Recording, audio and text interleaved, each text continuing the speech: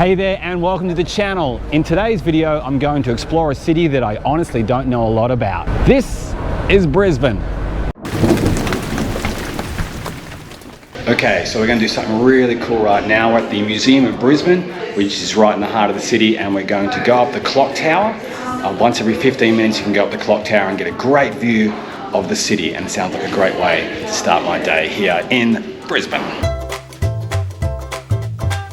92-year-old cage lift, one of the oldest manually operated cage lifts in Australia, one of the oldest working lifts in Brisbane. It was installed in 1930 as a service lift to take people up and down the tower who were maintaining the clocks and the bells. The clock tower is 87 metres high, while the observation deck is 73 metres above the ground below. The tower was the tallest building in Brisbane until the 1960s. But these are the clock faces. They each have their own individual motor in front of them. They're not run on a central system. The Museum of Brisbane has been in its current location since 2013 and includes a wide range of art that tells the story of the city. It also features some fantastic Indigenous art, including these incredible murals called Black Superheroes.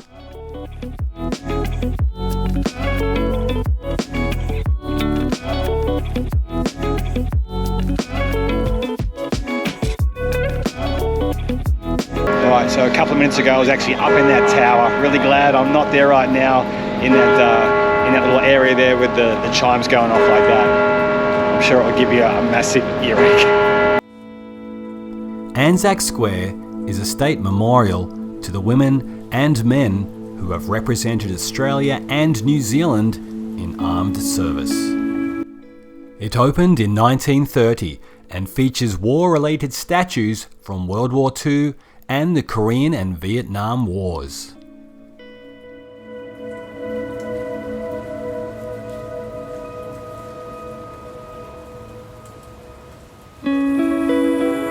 This is a beautiful monument right behind me, one which is dedicated to the men and women who went to war, who fought for our country, and for some of them they paid the ultimate price. Inside is an eternal flame as well, showing that although they may be gone, they are never forgotten, lest we forget. This is the random kind of stuff I love seeing when I'm exploring a city that's new to me. Right now behind me in the streets of Brisbane, it's raining right now, but they're doing Tai Chi. Been a lot of rain over here the last few days. This might be a good way to try and find some peace and inner zen over what could be a very hectic time weather-wise for this beautiful city. All right, so the rain's really starting to pick up. 3 or 4 days of rain. We rarely get this in Adelaide in all of summer, but it's just been pumping down here the last few days. Floods. This city has suffered enough through floods. Really hope it doesn't happen again this time. My heart goes out to you, Brisbane.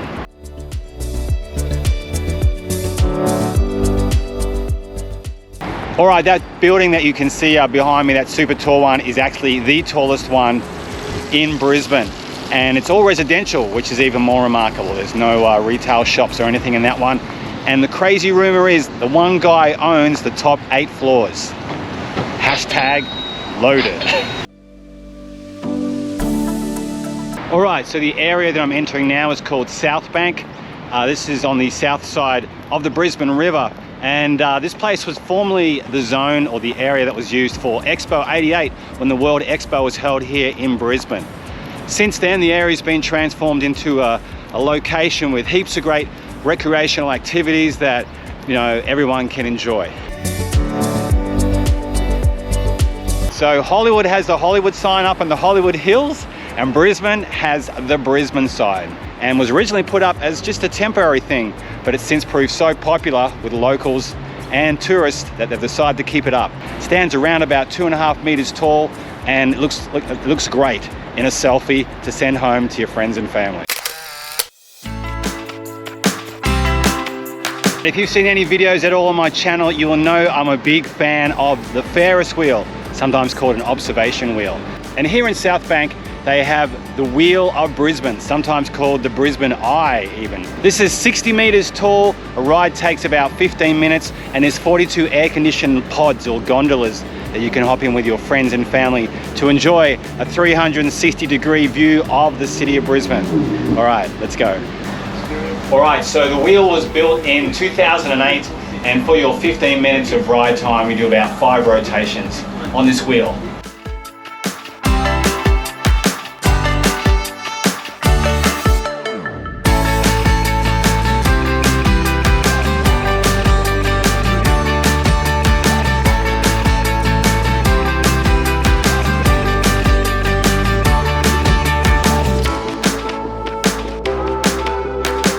The pod sizes are actually pretty big. You could probably have 6 to 8 people in here as well, so you don't actually feel crammed in at any time. Plenty of space, and there's tons of leg room.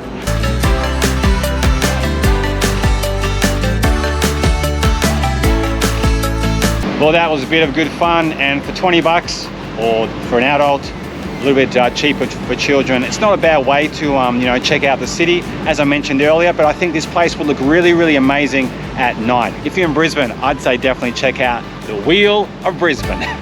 All right, so we're still in Southbank right now, walking through this amazing tunnel with all these plants and flowers running across the top of it. It looks pretty amazing. The next place we're going to visit is somewhere that I'm really excited to check out, and I'm so looking forward to sharing it with you. So the building behind me is a very, very, very special building here in Brisbane's Southbank Gardens. It's a Nepalese peace pagoda, one of only 3 in the world that are located outside Nepal. It was brought here from Nepal for Expo 88, which is when Brisbane held basically the World Fair back in the 1980s. It contains 80 tons of Nepalese timber, and it was sent over from Nepal, and it was constructed by 160 Nepalese families. This really is an extraordinary place, and was probably one of the places I was most looking forward to checking out on my day today exploring Brisbane, and I wasn't let down at all. I haven't been let down at all. The place is amazing. The carvings are incredible. This is a true work of art. Brisbane, you are one very lucky city to have this amazing pagoda within your city limits.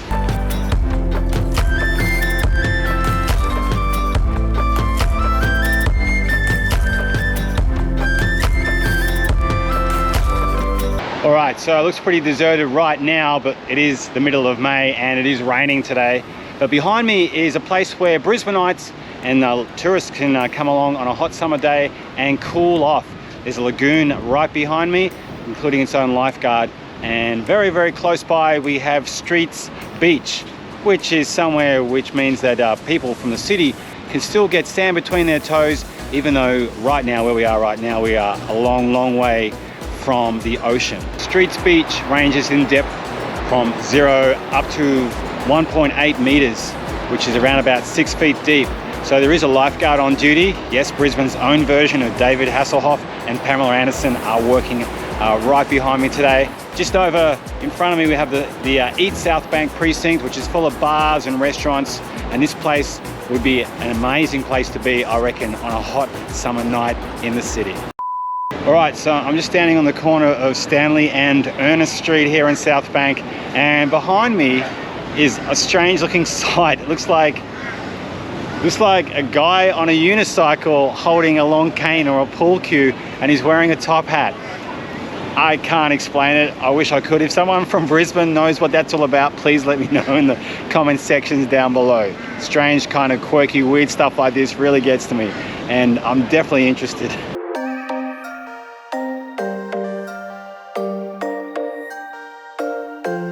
Okay, now this is a little bit different. Right behind me here in Southbank is a statue around about 2.5 to 3 meters tall of Confucius, the great Chinese thinker, educator and philosopher, and of course the creator of Confucianism. It was a gift to Queensland from a city in Shandong province in China back in 2009 to commemorate Queensland's 150th birthday. It's a beautiful looking statue looking out over this incredible looking garden. You know, walking along, I've seen a lot of Brisbane Broncos jerseys here today, which shouldn't really surprise me. This is the capital of Queensland, and Brisbane is their team. But I kind of get the impression that every Queenslander, when they're born, or Southeast Queenslander at least, when they're born, they're handed a Broncos jersey and a 3-game membership.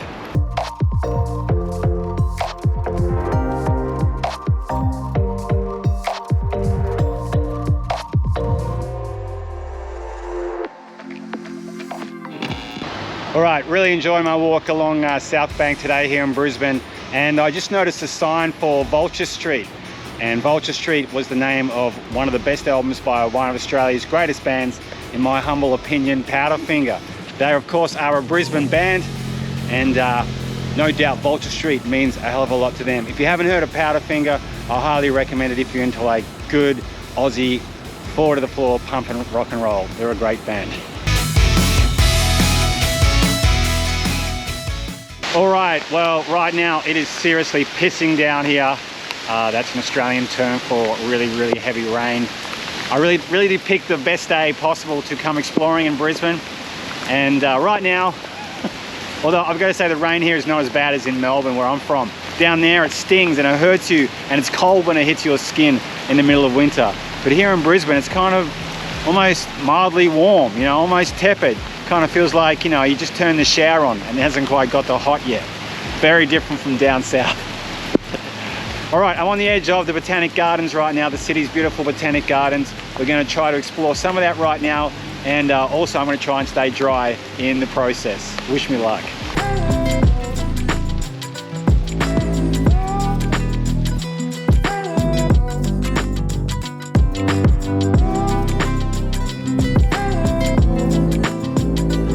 I guess this is the best ever possible definition of a rainforest. I'm in a forest and it's raining. It's so beautiful though, so refreshing, the smells of the trees and the plants and the ferns. It's a beautiful spot, it really, really is. Just wish it wasn't raining quite so much today.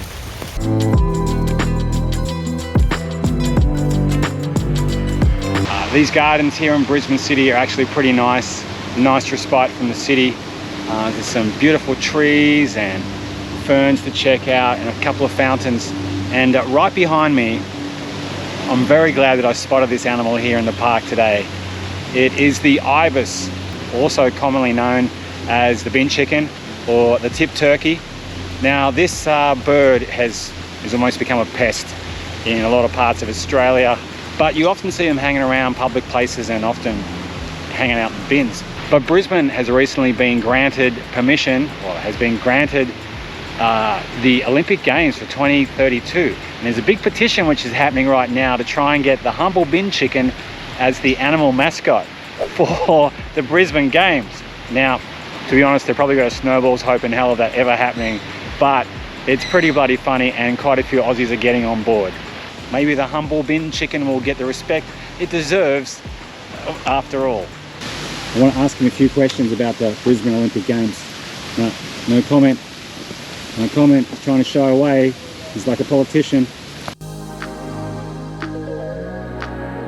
It's a great little spot along here, along this, it's like a river walk. It extends from the Botanic Gardens and it winds its way around the edge of the river up to and beyond the Story Bridge. There's a whole array of beautiful flowers and plants that you pass along the way here as well, as you take in the view of this river and this city. And there's even a few sights you don't expect to see as well. Like right up ahead of me right now, there's a couple of paddle steamers, which are probably feeding more down in the southern states of the US than here in Queensland, but you just never know what to expect. Brisbane is full of surprises.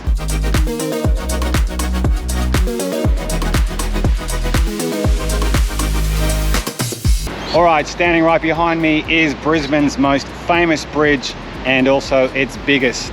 This is the Story Bridge. It was built in 1940 to join the north side of the Brisbane River with the south side of the Brisbane River. It's an impressive piece of architecture.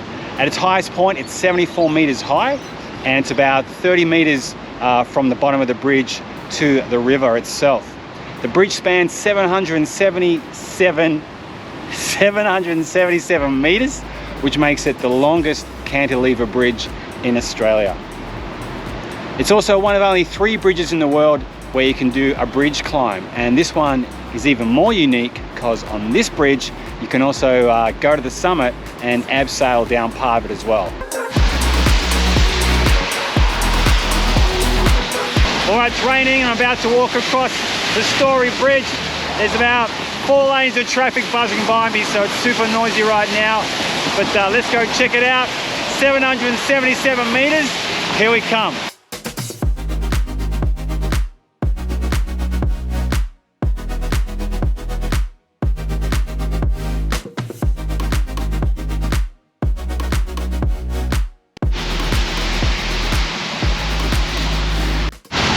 All right, check that out. So they're just under the shadows of the bridge and these lads are having a swim in the pool.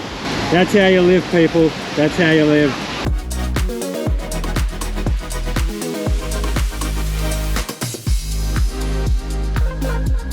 And of course, a majestic bridge deserves a majestic range of restaurants and bars right underneath it, and that's exactly what you can find here at the Story Bridge.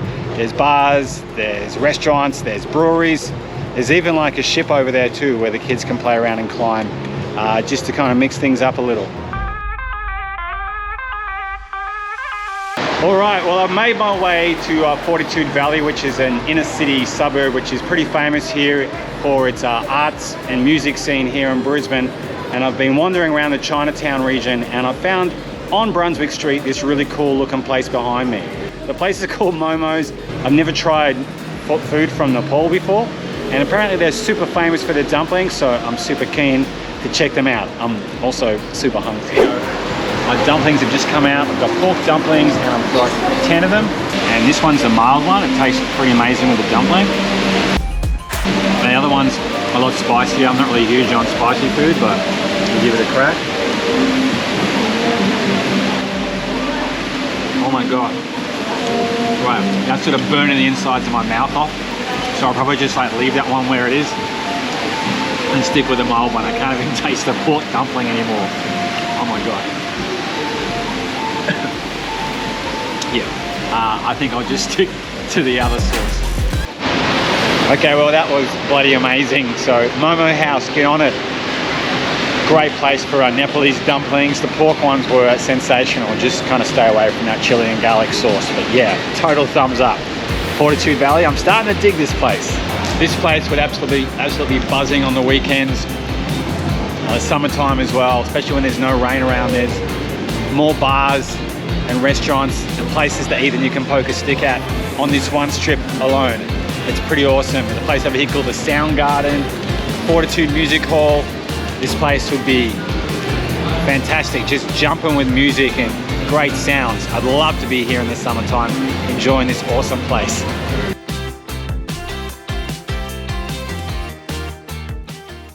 Fortitude Valley is also well known for its laneways, filled with hip restaurants, cafes, bars and boutiques, and this little gem down on Winn Lane.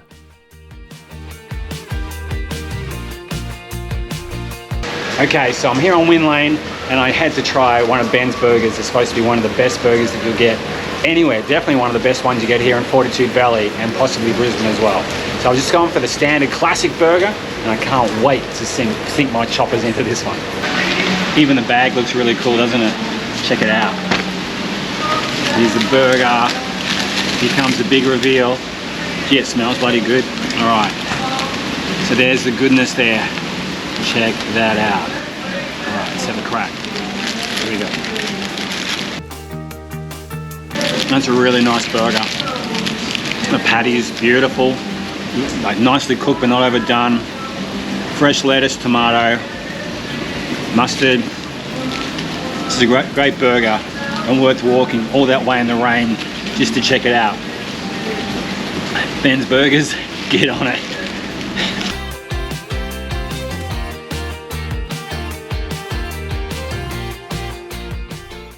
One restaurant that really caught my eye was Jackpot Express, where you get waited upon by rolling robots. This is pretty cool. Alright, so you do your order via the touch screen, and then you have this little robot waiter running around playing annoying music. You pay for it with your F-Boss. Well, that's it. I am done. That is my day of exploring Brisbane over. I've smashed in quite a few places in the space of the last 8 or 9 hours trying to explore and get a real feel for this city, Australia's 3rd largest city. And I hope you've enjoyed coming along for the ride.